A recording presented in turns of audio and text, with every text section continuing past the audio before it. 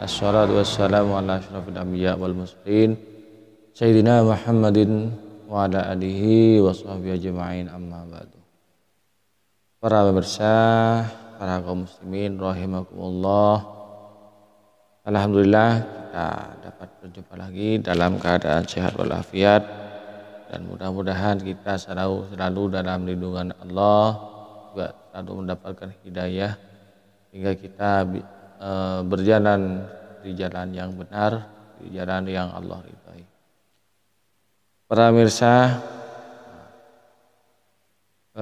kaum salafi, orang-orang Wahabi itu banyak sekali membuat jebakan. Di antara jebakannya adalah dengan mengajak kembali kepada Al-Quran dan As-Sunnah.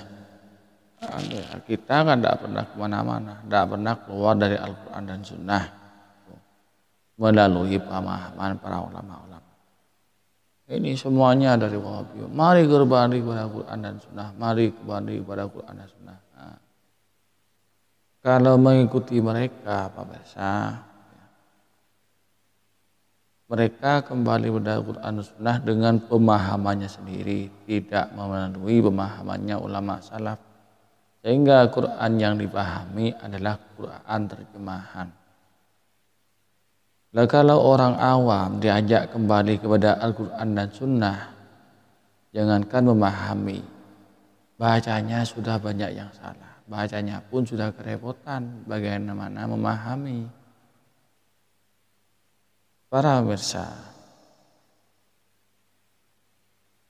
kita dalam memahami Al-Quran dan As-Sunnah harus berguru, harus bertanya kepada ahlinya. Sehingga Allah dalam Al-Quran berfirman, fas'alu ahla dzikri in kuntum la ta'lamun.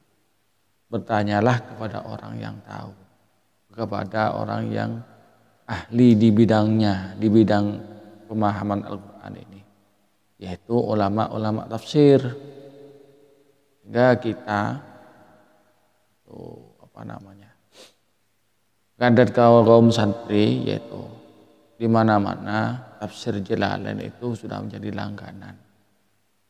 Itu tafsir karangannya Syekh Jalaluddin Al-Mahli dan Jalaluddin As-Suyuti. Ada tafsir Ibnu Katsir, ada tafsir As-Sabuni, ada tafsir Sawi, ada tafsir Nawawi.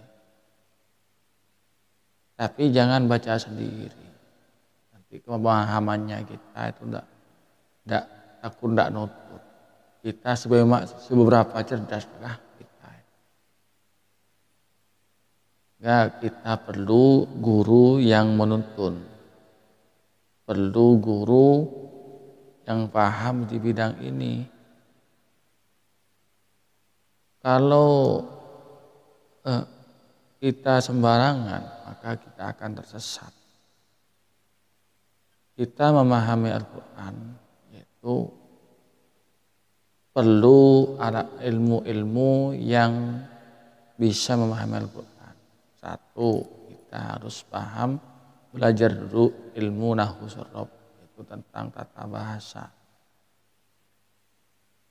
Kemudian harus kita memahami mantik dan balaghahnya. Kita harus belajar asbabun nuzulnya. Harus belajar ilmu ma'ani dan bayan. Harus belajar dan lain sebagainya. Dan juga bahasa Arab.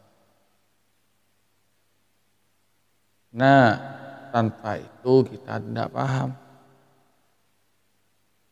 Jadi lebih mudah kita ikut ulama Ahlussunnah wal Jamaah. Tidak repot-repot. Beliau sudah ahli. Tapi jangan ikut ulama Wahabi yang hanya memahami Quran terjemahan itu saja. Al-Quran dan As-Sunnah itu mengandung beberapa hukum, mengandung banyak ilmu. Satu, ilmu Al-Quran dan As-Sunnah itu mengandung ilmu tauhid. Maka untuk memahami itu, maka kita harus berguru kepada ulama yang ahli tauhid. Al-Quran dan Sunnah mengandung ilmu fikih. Agar paham ilmu fikih itu, ya kita harus mengikuti imam 4 mazhab. Salah satu dari beliau itu. Kalau tauhidnya Abu Mansur al-Maturidi dan Abu Hasan al-Asy'ari. Al-Quran mengandung ilmu tasawuf, ya maka kita harus belajar ngaji kepada orang yang ahli tasawuf.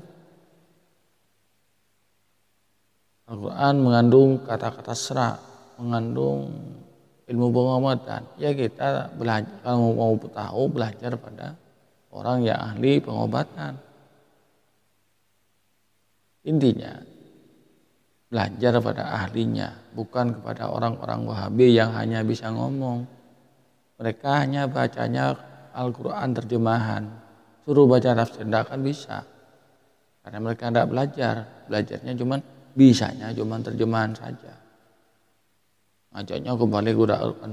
Nah, pemahamannya itu jauh beda dengan pemahaman ulama-ulama salaf.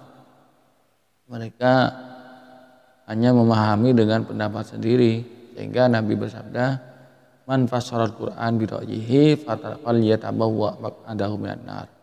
Barang siapa yang memahami Quran dengan seenaknya sendiri, semaunya sendiri, maka siap-siaplah untuk menempati tempatnya di neraka.